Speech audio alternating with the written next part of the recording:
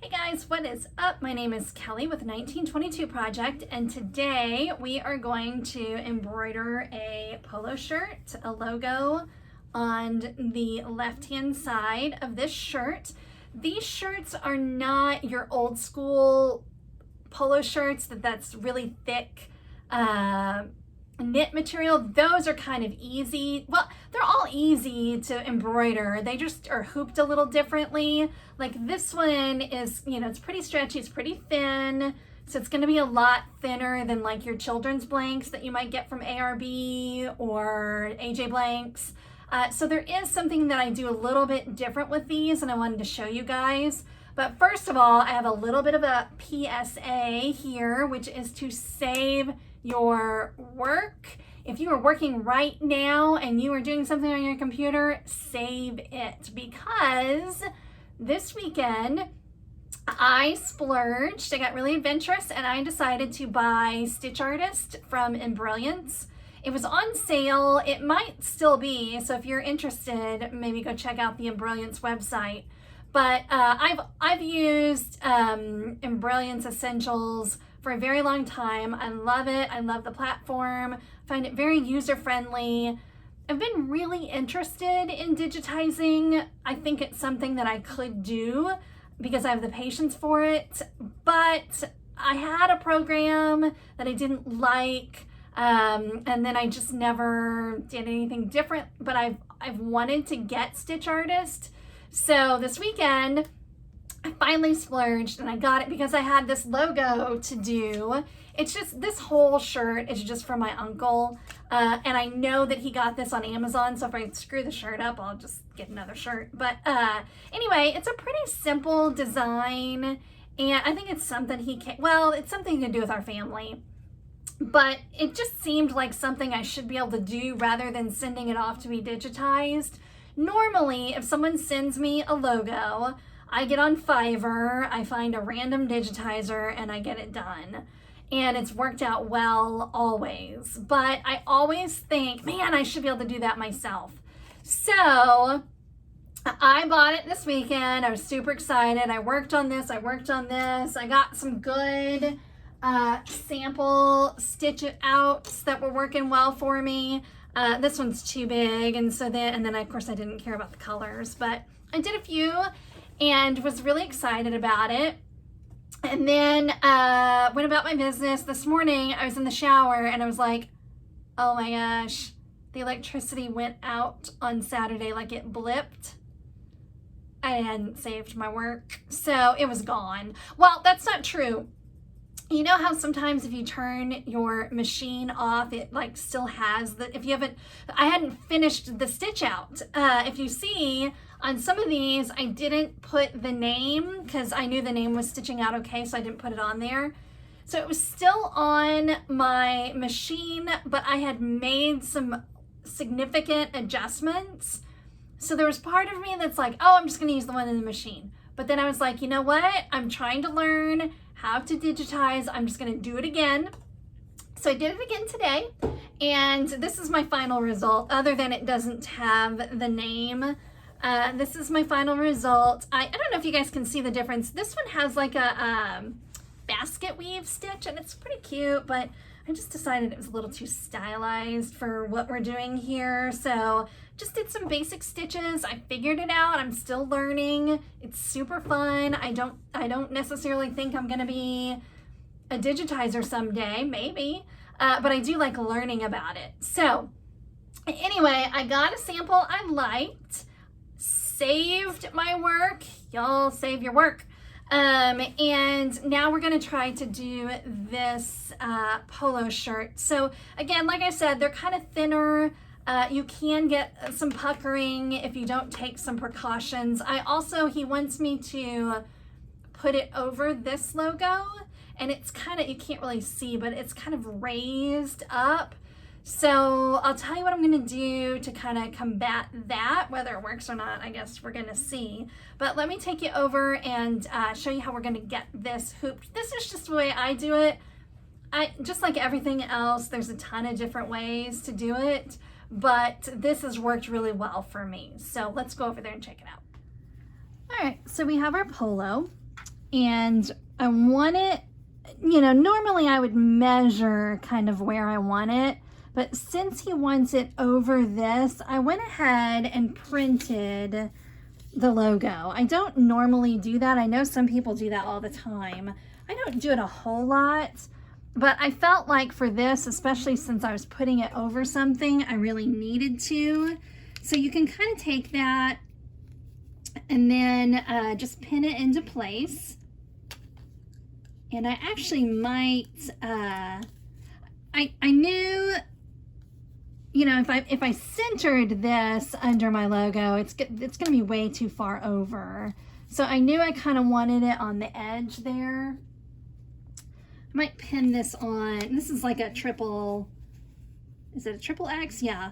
My uncle is like 6'7", so so it's kind of a big shirt. So I might put it on here and then button this up just to kind of take a look at it a little better and make sure that it's where I want it. And then for this, I think, oh, that's way crooked. Why didn't you guys tell me? Ah, way crooked. Okay, there we go. That's better. So what I'm going to use in terms of stabilizer is I'm going to use 2 layers of poly mesh. It doesn't have to be black. I just had black, and so I thought that would be good. I'm going to put 2 layers of poly mesh on the back side, and then I'm going to hoop it using my easy frames. Let me grab, hang on. If you guys have watched my channel for a while, you know that I never use these that come, well, that's not true. I use them for in the hoop projects, but if you hoop these traditionally, it just, I don't know.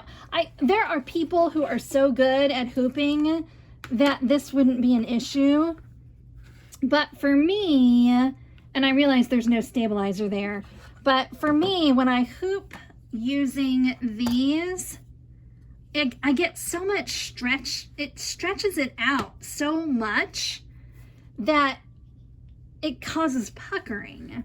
So I'm just no good at using these. Again, some of you are, and if that works well for you, you can certainly do that. But for me, these easy frames are the way to go, or if you had fast frames. So, which is just a different brand of the same thing. But anyway, so I'm going to turn it inside out. So we're going to use 2 layers of poly mesh, and then I have sticky stabilizer on my frame. Now this is one instance where if you didn't have sticky stabilizer, I would at least make sure that you have some spray, some adhesive spray. It'll just make your life so much easier. I don't necessarily recommend this sticky spray. I think there are better options. I bought that at Joann's at some point, and I got to use it up before I get any more. So I still feel like I'm a little crooked here. There we go. Okay, so we're gonna put, and actually my poly mesh is not fusible, so I'm actually going to use the spray to put the poly mesh on. So the reason why I like to put the image, if I'm using the paper, on first before I put the stabilizer on, is you can kind of use your what are those called, pins. You can use your pins to know where to put this. So I usually take this and I'm going to go spray it into a trash can just so I don't get that spray everywhere. And then you just slap it on there and make sure that you're every step of the way with this, you're making sure that everything is really pretty smooth. So I'm going to get another piece. Honestly, you might be able to get away with just 1 layer of poly mesh, but this particular design is really dense, And so I don't want to take any chances. Okay, so we're looking at the front and we're nice and smooth. And then we're just going to take our hoop. And when I'm using these type of frames on a shirt like this, I use this straight edge or this stitching line to help me keep things lined up. So like, see how I'm straight here and then I'm straight here, and am I still on the hook? Okay, so we'll use that. We'll line it up like that. And then again, you just really, I need to come up a little bit. You just really got to make sure everything is nice and smooth. As long as you're nice and smooth, you should not get any puckering. Why? So my poly mesh was bending there. Okay, so I'm straight here with my hoop. I'm up high enough, and then we're just going to smooth it all out. So, I mean, obviously over there it doesn't matter, but right here where your design is, make sure that you are keeping everything smooth. Now, the only thing I'm going to do differently that I normally wouldn't do on one of these shirts is I'm going to use a layer of, I had it cut, I'm going to use a layer of water-soluble stabilizer. Yeah, let me go find that. Okay, I found it. So I'm just going to use this because I want to cover that up, and I'm hoping it, I don't know. I don't know, y'all. Is this going to work? Let's try it. So the only other thing is I'm going to put a few clips on it because my basting spray is not awesome. And I want to keep this in place. So we're going to keep working on that to make it nice. So you want it smooth. You don't want to pull it like this. That's what's going to cause puckering. And you can see my basting spray is not keeping it in place. Let's try to spray that one more time. Maybe I just didn't put enough. Because you really want that nice, like I keep saying smooth, but you do. You want it nice and smooth. Again, don't pull it. Just, that's again why traditional hooping for me does not work on these shirts. Okay, that's much better. So you can see we have a nice smooth surface to work with here. We will put our water-soluble stabilizer on top, and then I don't guess it really matters with that stuff which direction you put it. And then I'm just going to use my clips. I always try not to use an excessive amount of the water-soluble stabilizer, so I just kind of clip it on. I think in theory you should cut it as big as your hoop. Let me grab one more clip and then we're going to take this over to the machine. Okay, I just realized that at some point I took my, let me move this out so you guys can see. I took my printed out piece off, and I did that off camera, and then I forgot to mention it on camera. So it was just kind of getting in the way of me being able to hoop it the way I wanted to. But I do know that I want the edge of this logo, let me back you guys up. The edge of the logo that's on the shirt, I want to kind of line up with the edge of this. So I'm gonna kind of scooch that over maybe to about right there. And I also know I want it further down.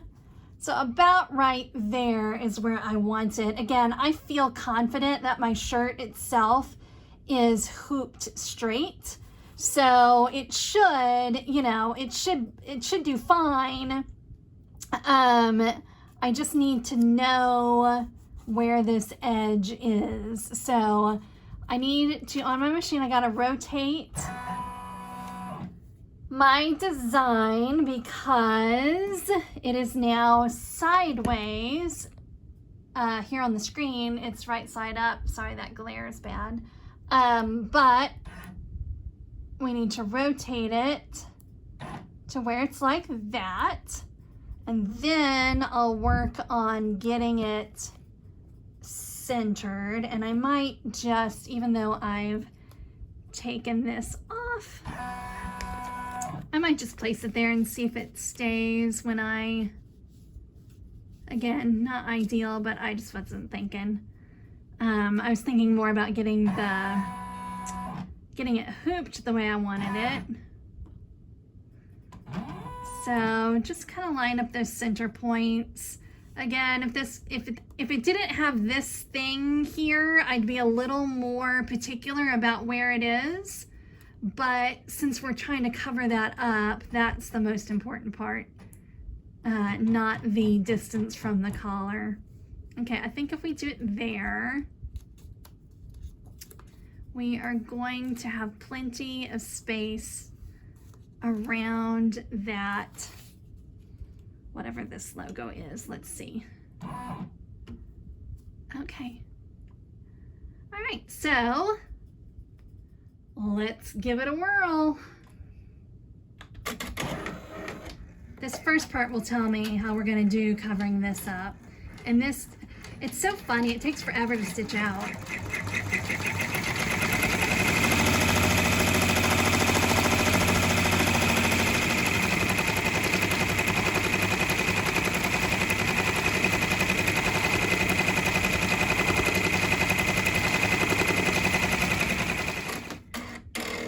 Okay, so you guys probably can't see, especially with that light on, but you can definitely still kind of see that logo under there. But I think once we get the horse on there, it'll be fine, but we may not really know until the very end. So let's keep going.